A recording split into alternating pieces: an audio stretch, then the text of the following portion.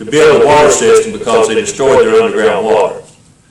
But let me tell you back to your question. Anybody talks to you about comprehensive tax reform, it's a code word. It means we're going to increase taxes. Will T. Scott is not signing any tax increases. Mine are going down. Yes, I will have to grow a smaller government, but I can do that. Let me tell you about a smaller government. We use 564 people for each 10,000 of population in Kentucky to deliver all our services and top to bottom. Florida and California, 39 million, 20 million, use 464. That's 100. And I'm talking about, of course, his fight against racism, but also in the last year of his life, he came out against the war in Vietnam, and he started using his energy to fight poverty in this country.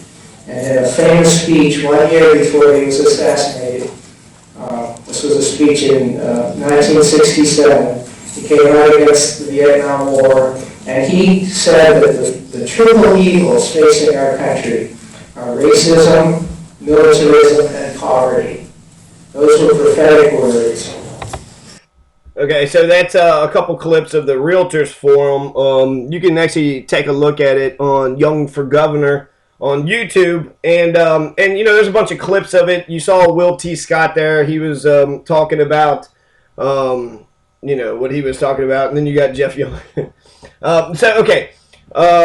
This is about the coverage of this event. So this happened February 3rd, 2015. Joe Girth was sitting there, and so was Adam Beam. Now, actually, I want to read this quote from Gatewood Galbraith. Okay, so Gatewood Galbraith in page 194 in The Last Free Man in America, he says, "My candidacy in 1991 as a Democrat was a direct assault on this corruption, and I had attacked it relentlessly. This was the reason they had tried to freeze me out of the party, treating my candidacy as if it didn't exist." That's what's happening right now. This was not only the strategy of the politicians, but also of the Courier and the Herald, which has led me to consider them just as much a part of the problem as the corrupt, low-life bribe takers who ran the Commonwealth for their own benefit. The public be damned. And so that's the Courier and the Herald. The Courier and the Herald was, you know, they're corporate rags, and they're sitting there treating Gatewood Galbraith like a piece of crap. Gatewood Galbraith would have been the best governor Kentucky's ever seen.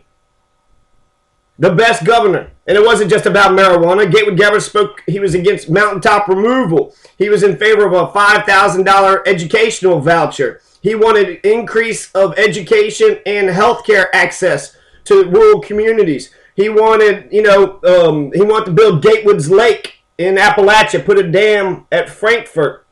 Gatewood Galbraith was against corporate welfare. And so, you know, it wasn't just about marijuana. It should have been just about the issues. What kind of governor would have Gatewood been compared to any of the other people that he has ran against? Kentucky's last 5 governors. You know, I'm not for sure. I mean, I know what they've accomplished, but I would say most people probably don't even know the governors or the attorney general or the secretary of state or any of the cabinet in Kentucky. They don't teach civics, and they don't teach democratic forms and functions in the public schools. So Gatewood Galbraith was the people's champion. He was for the working class peoples. He was a good man. He was a good man. And yet, how did the Herald Leader and the Courier Journal treat them? So here's a press release that was sent out by Communications Director Nicole Bartlett, and she criticized the state's 2 major newspapers for ignoring the independent gubernatorial candidate's campaign. They didn't mention that there was, no, I'm not going to. Okay, so I have the actual piece that they wrote right here. Okay, so this is Nicole Bartlett, 2001 Gatewood Riley ticket, and this was August 28th, 2011. Now, they're talking about Joe Girth. Joe Girth reads, "Don't kid yourself, Williams isn't as weak as independent candidate Gatewood Galbraith would have you believe. Gatewood went on a conspiracy theorist Alex Jones radio show last week and said that he has pulled ahead of Williams in a recent poll. So look at the way this is being written, right? He's basically, just Gatewood, blah, blah, blah. He went on conspiracy theorist Alex Jones's radio show. Alex Jones is, an interesting character in American dynamics with the media, but he's saying this just to, dismiss him, just to say, hey, he's crap. Alex Jones is crap, and since Gatewood went on a crap media show, then he's probably crap too. And then it says something about that it was an unscientific online poll conducted by WKYT television in Lexington that found that Steve Brashear had 39%, Gatewood with 35%, and Williams with 26% of the vote. What the article neglected to mention is the fact that Gatewood Gabbard has polled in first place ahead of Steve Brashear in 5 additional polls. The Hazard Herald, the State Journal, the Sentinel News, Fox 56, Lexington, and a second WKYT poll. Gatewood Gabbard was polling number 1. So, they a lot of times they try to get you out of the debates. Oh, you don't have enough support. You don't have enough influence. They treated Gatewood like crap. He would have to try to force himself in order to get in a forum or to get a speaking part. He was a good, honest man. He was a good, honest working. He was for the masses. He was for the 99%. But if you read the Courier Journal, you wouldn't have known that. You wouldn't have known that. Because you're just supposed to laugh at Gatewood. Oh, Gatewood. Oh, he's a perennial candidate. That's what Joe Girth called him the entire time. And so they made fun of Gatewood. They mocked Gatewood. And why? Why would they do that? I think it's because that he's a good, honest man, and he had a good chance of actually winning the governor's seat. And instead of actually reporting on the issues that he would have brought to light, that's how you do. That's when you go to vote for a candidate, you see what the 2 platforms are, and then you see which one of those platforms is mostly aligned to you. It's all about the policies. It's all about the policies. Gatewood Gabbard's policies for Kentucky would have sent Kentucky from being one of the poorest states to one of the richest states. And not just because of his stance on marijuana, but because of his stance on unions and working class peoples and fighting the corporate corruption. But what does the Courier Journal and the Herald Leader care about corporate corruption? They get their money through corporations, through the advertisements. So she goes on and explains that the Courier Journal is characterized in the polls as a non-scientific poll. Yet there's no justifiable reason to believe those polls are more or less an indicator of the pending race than any other poll. Joe Girth further adds Gatewood has traditionally done well in such polls, but then finished elections in single digits. Gatewood Gabbard has no knowledge of any time in previous races in which he has enjoyed first place in such polls, and the article does not show its source for such a statement. Joe Girth just makes stuff up. He just makes stuff up. He's got a narrative in his mind. This is how the politics is supposed to work, and so you need to do what I think. He's acting like some sort of political expert, but he's not. He's just, he's a corporate whore. He's a corporate whore, and he just wants to see the blood and the sensational stuff. He doesn't actually care about, getting Kentucky to the next place. 10,000 homeless people in Louisville. Is Joe Girth doing anything about that? Nah, he don't care about that. That's no big deal to him. Gatewood Gabbard cared about that. Gatewood Gabbard cared about the poor people. Gatewood Gabbard was a good man. So we're already seeing the lies, right? It's unscientific poll, and then of course he usually done well in such polls. No, he didn't. You're a liar. Joe Girth, you're a liar. You're not an objective reporter. And then I'm going to read, you can read all of that if you want to. Then I'm going to read the last paragraph. It says, the people of Kentucky have a third choice in Kentucky's gubernatorial race and deserve to hear from each candidate. Reporting should not be based on the number of ads purchased or the amount of money raised. The fourth branch of government, the media, has a duty to adequately and accurately report each of the candidates free of bias, jealousy, personal theories, free of contempt. It may be unimaginable to the Courier Journal and Lexington Herald Leader that a grassroots campaign could overcome such limitations, but it is a very realistic possibility to the people of Kentucky. Simply, we are requesting an equal chance to express our views and platform. No other candidate has offered a specific educational program, the Commonwealth incentive, an environmental policy statement, an agricultural industry plan, or taken a stand on behalf of Kentucky state workers. Obviously, it's not Gatewood Riley 2011 that lacks substance. If this race were based on the issues, then we win in every category. Sure, our opponents have outraised us in way of money, but they have fallen short in every other category. And that would be news worth reporting. And then she goes on to talk about the Society of Professional Journalistic Code of Ethics. Journalists should test the accuracy of information from all sources, exercise care to avoid inadvertent error. Deliberate distortion is never permissible. Deliberate distortion is never permissible. He's not a journalist. Joe Girth is just he's a corporate hack, and he goes around lying to people and just making up stuff so that way the big money, elite people get to continue to rule over us, regular folks out here. And then it goes on and lists a whole bunch of stuff that journalists are supposed to do. Avoid misleading reenactments or staged news events. If reenactment is necessary to tell a story, label it. Avoid undercover or other surreptitious methods of gathering information. So, never plagiarize. Tell the story of the diversity and magnitude of the human experience boldly, even when it is unpopular to do so. Examine their own cultural values and avoid imposing those values on others. Avoid stereotyping by race, gender, age, religion, ethnicity, geography, sexual orientation, disability, physical appearance, or social status. So, there's a whole, a whole list of professional ethics and journalism ethics that, Joe Girth just hasn't any, he has absolutely, he's unethical.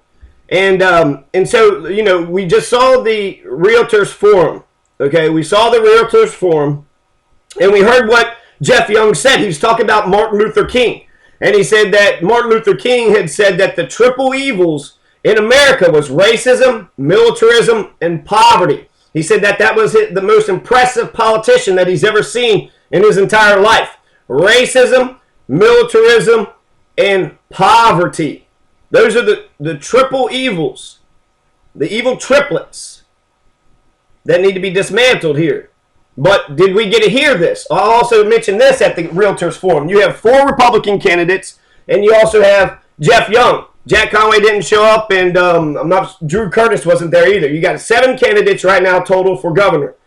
2 Democrats, 4 Republicans, 1 independent.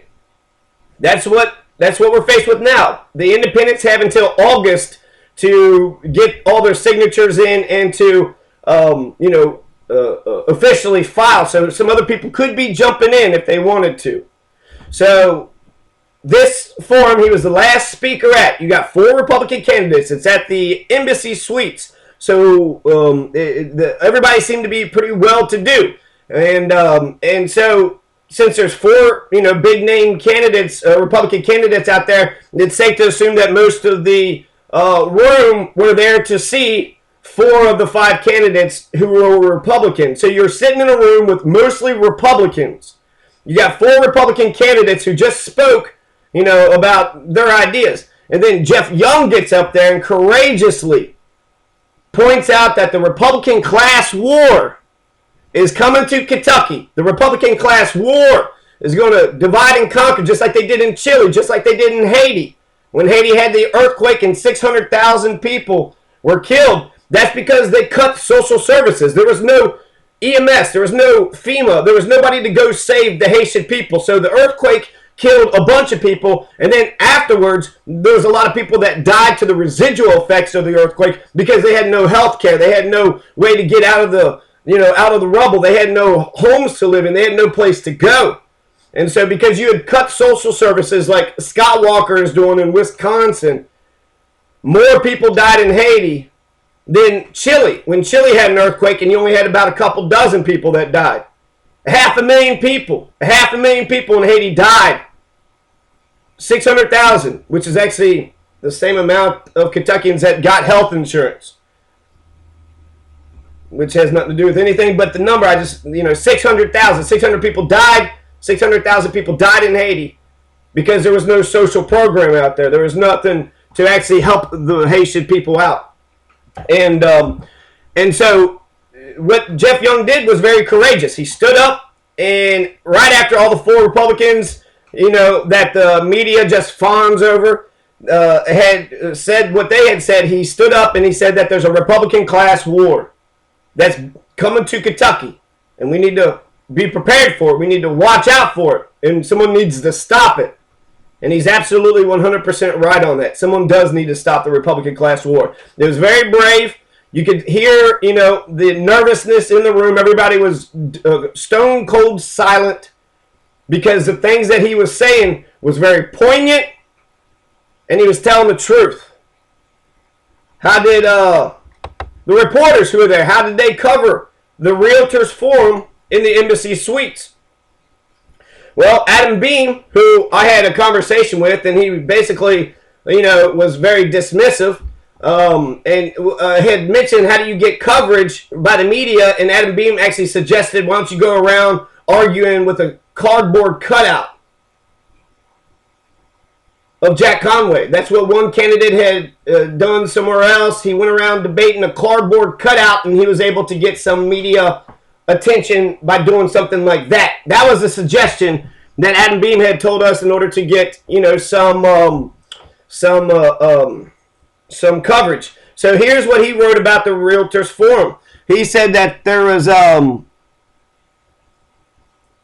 4 Republican candidates agree on most issues. James Comer says he could use his relationship to get things done. Hal Heiner relied on his personal wealth to air TV commercials. Matt Bevin is known for the primary challenge of Mitch McConnell, and Will T. Scott has staked early policy positions, including promise to shutter the state's health insurance exchange. So Obamacare is now, they're going to try to dismantle Obamacare. When you look at Kentucky's budget, the 3 biggest items on Kentucky's budget is K through 12 spending, college money, and Medicaid. It's about 25% of the budget of Kentucky.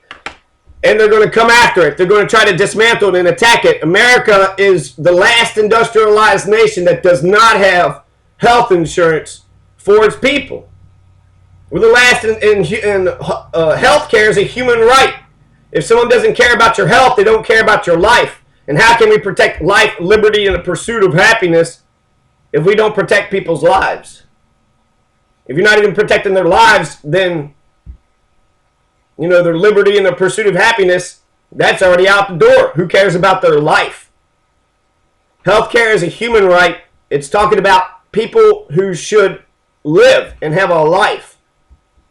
So that's the positions. Only 4 Republicans were there. He cut out Jeff Young. Didn't even mention him. Didn't even mention a single word. Didn't mention that he was there. This is the ministry of truth. This is 1984. But instead of being ordered to delete Jeff Young out of the history books, they do it on their own accord. And then because they freely choose it, people freely choose to read him. And then he's the Associated Press. The Associated Press, that should be pretty reputable. I've always pretty much trusted anything the Associated Press put out there. They always seem to be very poignant, very, specific. Always just kind of says, here's the information, and then let the people decide, whatever they want to think about it. But not here. If you read Adam Beam, you'd had no idea that Jeff Young was even at the Realtors Forum. Adam Beam writes a longer article here. So there's 2 articles there, right? And so, again, James Comer, we see his name. We have a picture of Will T. Scott, Matt Bevin, Mitch McConnell. Look at all these names, okay? Will T. Scott. James Comer, Hal Heiner, Will T. Scott. Where is Jeff Young? Jeff Young wasn't there. Jeff Young was there. And he said some very brave and courageous statements in a room mostly filled with Republicans. You think Jack Conway would have said, we need to stop the Republican class war? Of course not. Jack Conway is aiming for November. He already thinks he's won this race. He sued Obama. He's running to the right. He's going to try to out-Republican the Republicans.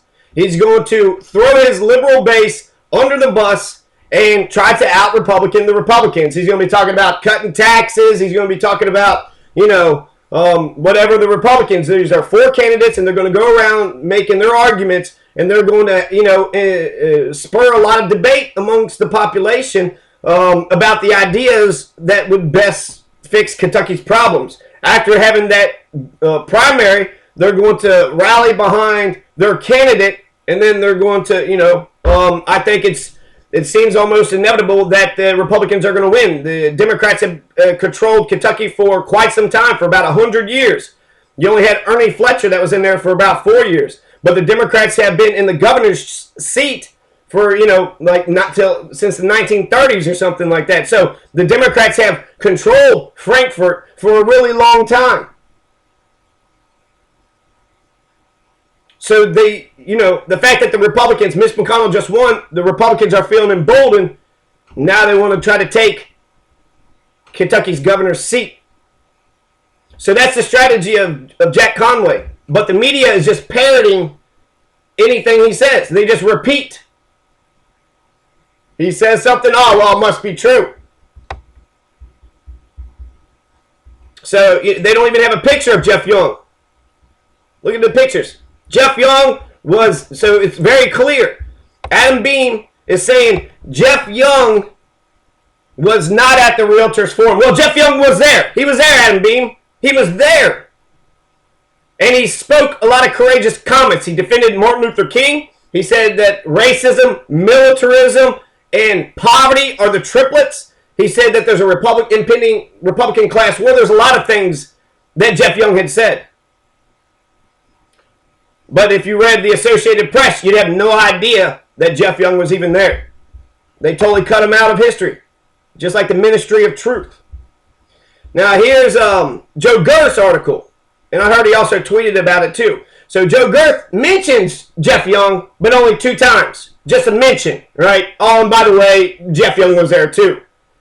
So if these reporters are going to focus on everything that the Republicans say, and then shut down any Democratic candidates that is saying the truth, then we're going to get a biased perspective of what actually took place. So, he goes on and says, let's see. He basically just sort of parses through, what the Republicans were saying when it comes to tax structure. He was saying, somebody had said that Tennessee had 0% income tax. We need to do that. James Comer believed in the right to work legislation, which is the right to bust unions, the right to get fired, the right to work for less. And that's what Scott Walker is doing. So, James Comer that's class war. That's what Jeff Young said. It's a Republican class war. That's what he said. It's a class war. Not a war, but a class war. Okay, so the right to work legislation, he talked about that. Jeff Young mentioned that. He responded to the right to work legislation. Has Jack Conway responded to it? Has he said anything about it? Matt Bevin argued that Tennessee's 0% income tax significantly helps with the volunteer state to lure businesses there. So Matt Bevin's the one that said Tennessee has no income tax at all. None. And that's how we're going to get businesses into Kentucky. You cut the income tax rate. Corporations will want to live here, and they'll come here, and they'll create a bunch of jobs for lots of people. Even though that's not sound economics.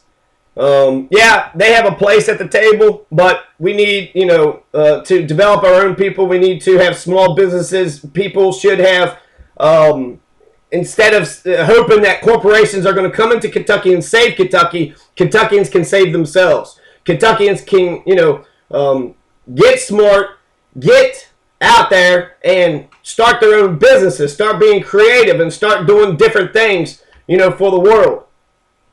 So that's, instead of just saying, the corporations are going to save us, I think that's one part of it, but I think also that we need to develop ourselves. We need to have, Obama had just earmarked $1 billion to go to Eastern Kentucky, $1 billion to rebuild the mountaintops that had been removed, to invest in small businesses and entrepreneurships for individuals, And it's given to the commissions and it's given to these local government people, and basically they mess up with the monies that they get since there's so much corruption out there.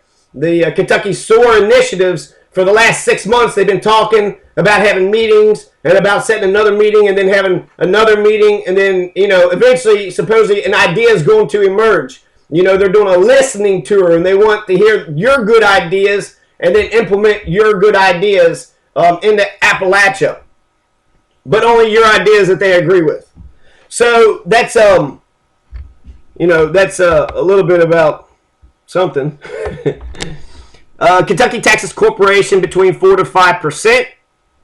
The middle 20% of Kentuckians are getting taxed 11%. Tennessee taxes them at 6.5%, Scott said, but in fact it was 7%. Right?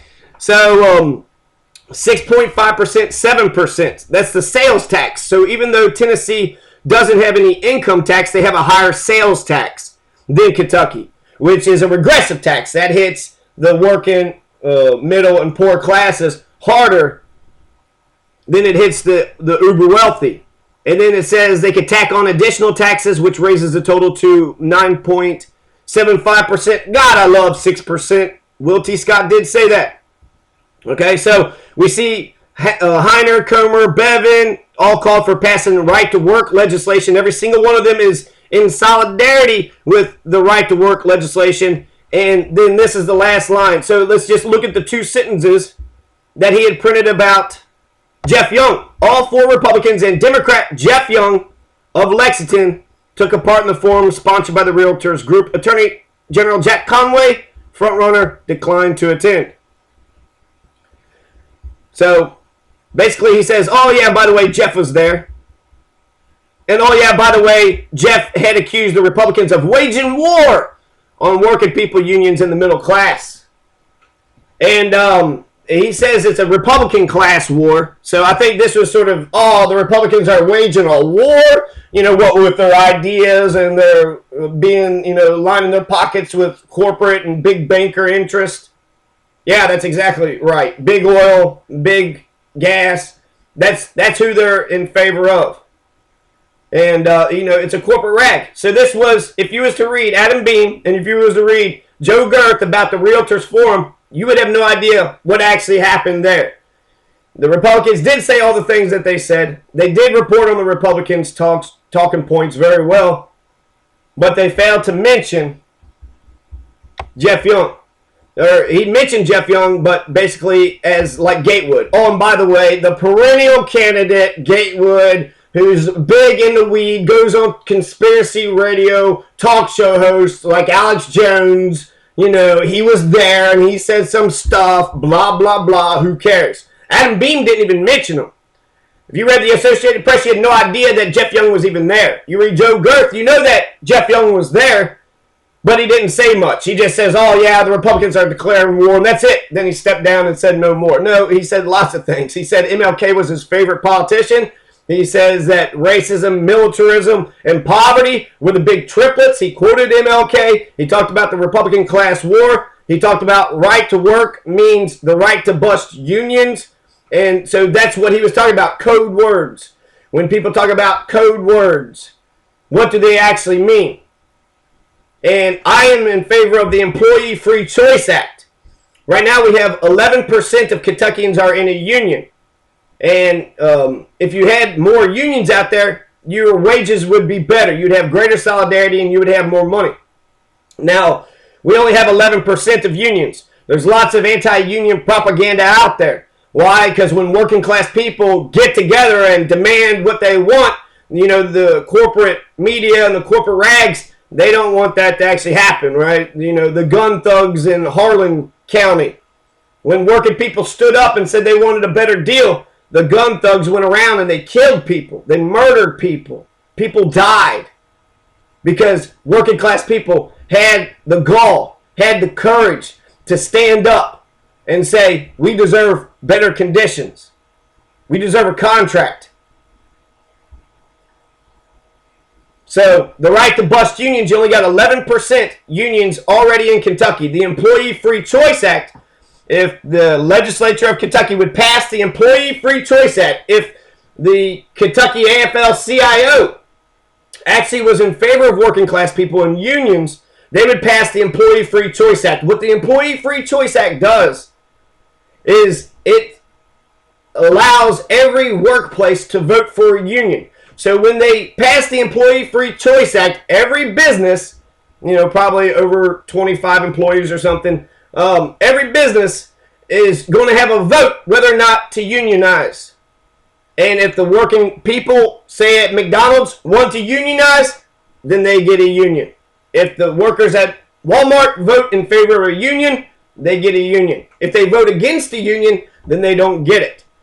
So before we opt out of the unions, I feel like we should have the option to opt into a union. I've had many working class positions, and probably about 40 crap jobs or 50 crap jobs, and every one of them, Burger King, actually, I didn't hate Burger King, but the lack of solidarity, the fact that you had to be obedient to sort of,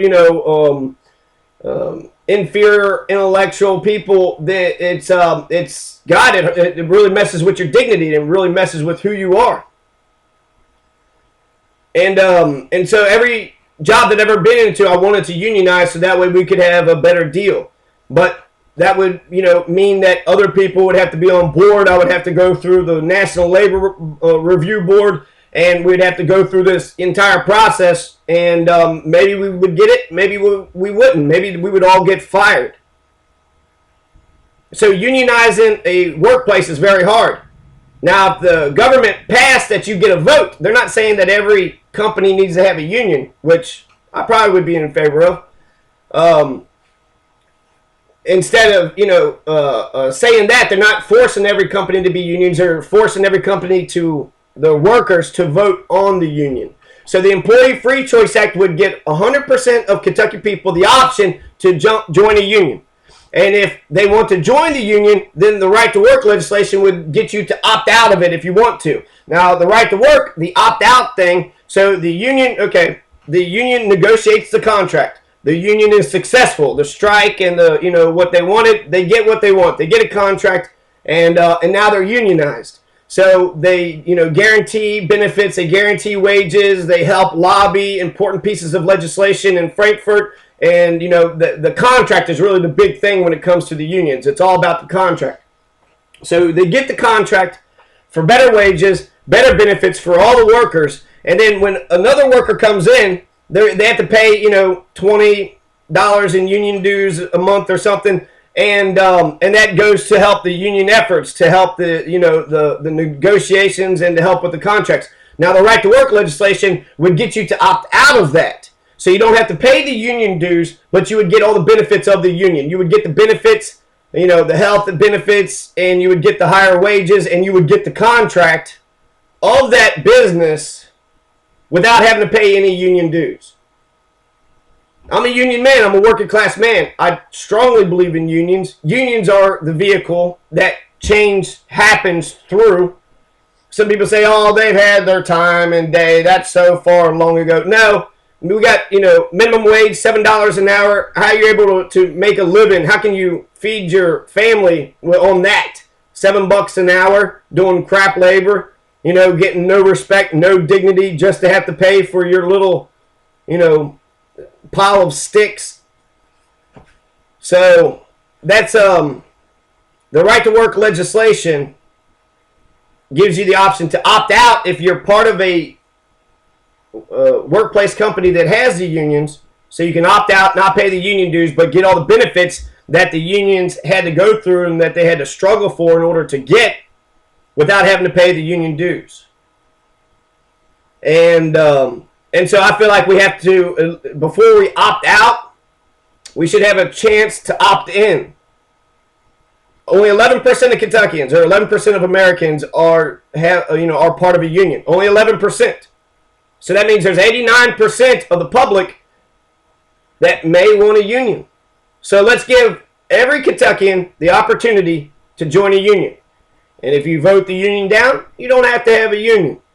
If you vote the union up, then you're a part of the union. So opting out, I don't like the idea because it takes away from the the strength of the union. But I will say this, the unions are on the ropes many times. They're supposed to be there for workplace protection. I had this one story about a shop steward who's the leader of the union. A manager comes down and starts yelling at the employees and treating them like crap. Do this, do that, and just goes on and tells everybody what to do like they're just sort of chumps. And the shop steward says, you do not talk to my workers there. You get out of here. And you come back when you have a better attitude. How exciting. You ever had if without unions, basically it's at-will employment. You have a right to get fired. You go there, the boss doesn't like how you looked at him, you're gone. You're fired. You're gone. And so basically you have to kiss the boss's butt. The only leverage we have as working class people is unions. Without unions, you have to kiss the boss's butt and hope that he doesn't just fire you. You have to hope that you'll work so hard and make him so much money that he'll just be so grateful he'll give you an increase in salary or, treat you nicer. And so you're just obedience. You're just kissing butt and hoping that eventually kissing butt will, but that never garners respect, that you've already sold out your dignity.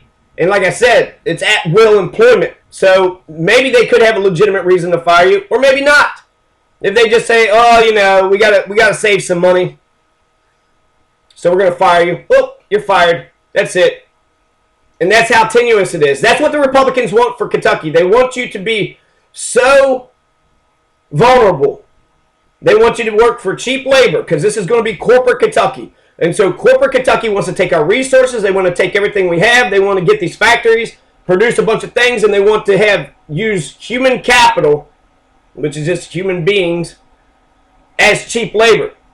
So they don't want them, they would be against the minimum wage increase because that's not cheap labor. The corporations are going to hate something like that. Labor is one of the biggest costs in corporations. So I just don't think that making money and respecting people's human rights have to be contradictions. So, at a workplace now, if I was working at Taco Bell and maybe they had a reason, maybe they didn't. They want to cut back. They got to do some layoffs. They got to fire some people. Then they fire the people. They fire them. And they say, well, we need to save money. But really, I just didn't like you. I didn't like your face. The boss was trying to hit on the secretary, but the secretary liked you. And since the secretary liked you, you're gone.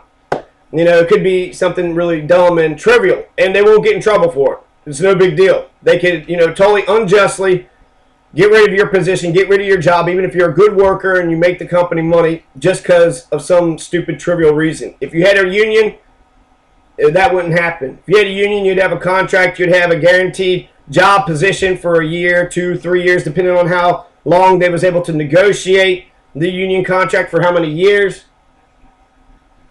And that wouldn't happen. So, there needs to be something in place. The opting out of unions, of course, you're going to want the union protections. You're going to want the contract and the benefits and the higher wages without having to pay for it. So if you did right to work, that's going to bust the unions. It will bust what little bit of unions we still have. Pilots, teachers, firefighters. There's lots of unions out there, and they make decent money. They have contracts. I think Toyota and Ford, I think they got unions. You got that strike right now with the steel workers in Catlettsburg in Boyd County, which is exciting. That's really exciting. The Catlettsburg strike that's happening, that's really exciting stuff. And I want to say steel, it could be oil, but I'm pretty sure it's the steel workers. So that's, that you would have missed that. You would have not have seen that, you would have not have read about Jeff Young being there or heard about what Jeff Young had said about the right to work. They didn't report it. They only mentioned 2 sentences about them all. By the way, Jeff was there, and then he said the Republicans are waging war against the middle and poor classes. Ugh, they're waging war. No, they're waging a class war. Class war is different than war. There's some similarities there, but it's clearly different, So it was there. I think Joe Gerth threw that last sentence in there to mention that Jeff Young was there, and oh yeah, by the way, he's a fool. He's an idiot. He says all the Republicans are declaring war on the people.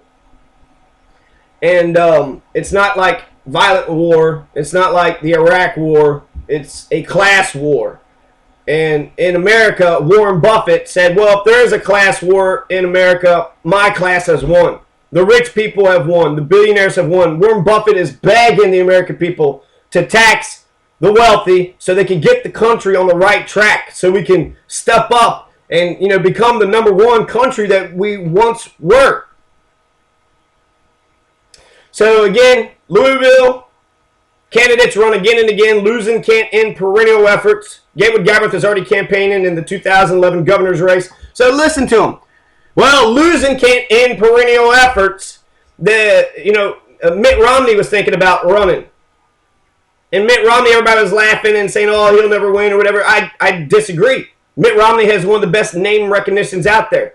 And with low information voters, sometimes that's all they know. Well, I know this person, but I don't know that person. I'm going to go with the one I know, or I'm going to go against the one I know. So I think that actually builds up, a strong support to give a good fight. He came very close to winning the presidency.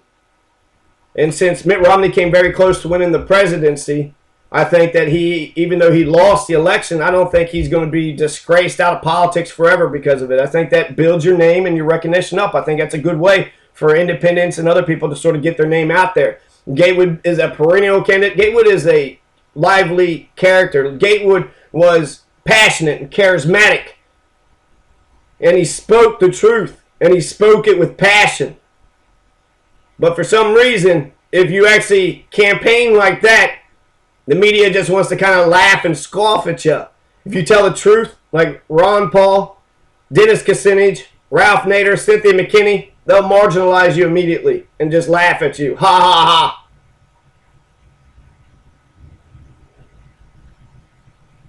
And so, he's pissing all over Gatewood Gabbard. This is just total a hit job. This is a shitty hit job. It says he's campaigning in the 2011 governor's race, and he started in 2009. So Gatewood Gabbard started the campaign several years early. And Gatewood and Joe Girth wanted to shit on him immediately. Oh, you want to, when Jack Conway starts a year early with the campaign, he's smart and brilliant. Gatewood Gabbard starts early. Well, what a fool, what a crazy, losing. He's lost many times, but that won't stop his perennial efforts. Kentucky does have perennial problems. He talked about the media's problems of not covering independent, good, honest, hardworking people in 1991. That's 24 years ago. We're #1 in pollution, #1 in cancer. We have a lot of poverty. 1 out of 4 kids are in poverty. We got a lot of major issues that we can, that we need as Kentuckians to think about and figure out how we're going to solve these things. And that's not just, that's just the tip of the iceberg, the statistics I just said. There's mental health issues, there's child abuse issues, there's animal abuse issues, there's healthcare issues, there's, not just cancer of like the lungs, it's cancer of the brain and rectal cancer and lots of different cancers. And these are like things that we're like #1 at. There's a whole list of issues that Kentucky is faced with. So, in fact, Kentucky's history is replete with candidates who run often with little chance of winning. And occasionally they've had an impact on issues and elections in Kentucky and elsewhere, said Dale Emmons, a Democratic political consultant. He pointed out, for example, that 4-time presidential candidate Ralph Nader almost certainly cost the Democrats the state of Florida and thus the White House. While I don't believe that that's how the 2000 election actually shook out, it does say that Ralph Nader was politically relevant.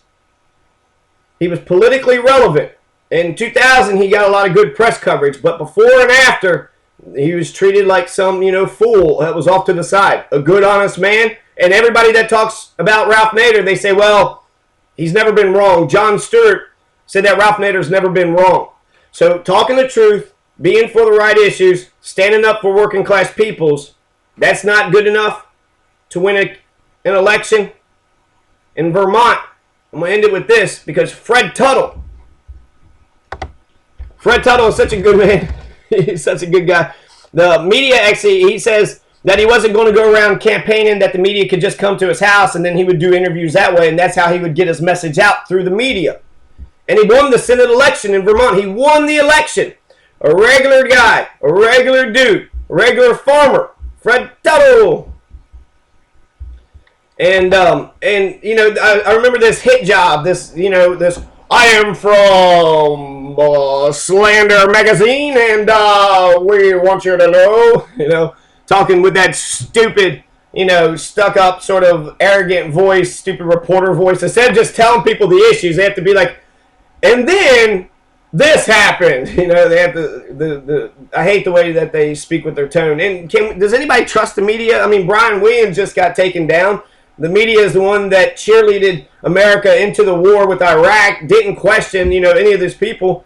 And there's powerful elites out there. You know, we need to know what they're up, what they're doing, and you know, but they're not doing that. The media isn't informing the public with the information that they actually need to know. They have an agenda. It's a corporate agenda. They want to make a bunch of money. They don't really care about telling you the truth or the information that you need to know. They care more about the blood. If it bleeds, it leads. If it's gory, it's a story.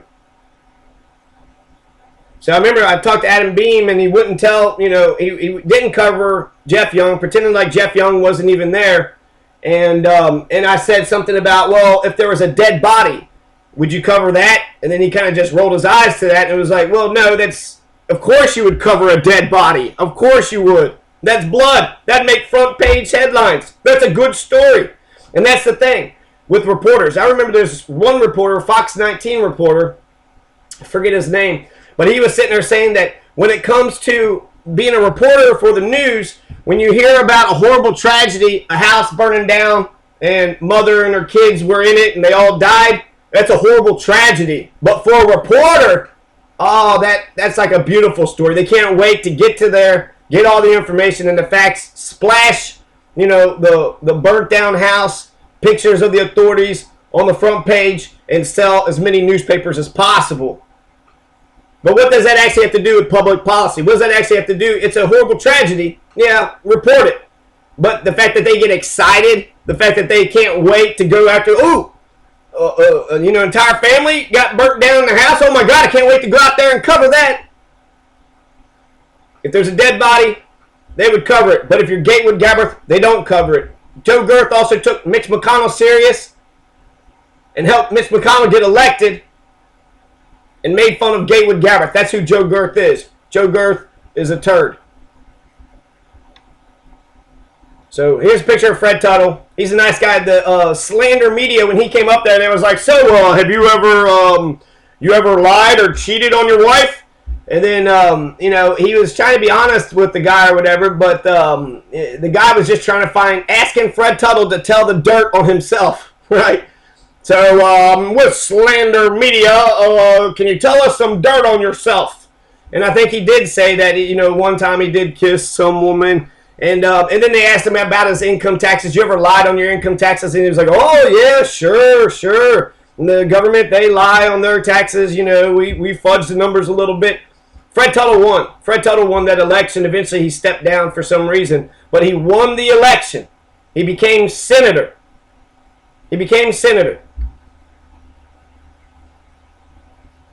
And because the media in Vermont was actually, here's a candidate, he wants to become senator. What are your views? What kind of senator will you be? Let the public decide. But Mitch McConnell, he's shown that it's all about attacks. Attack.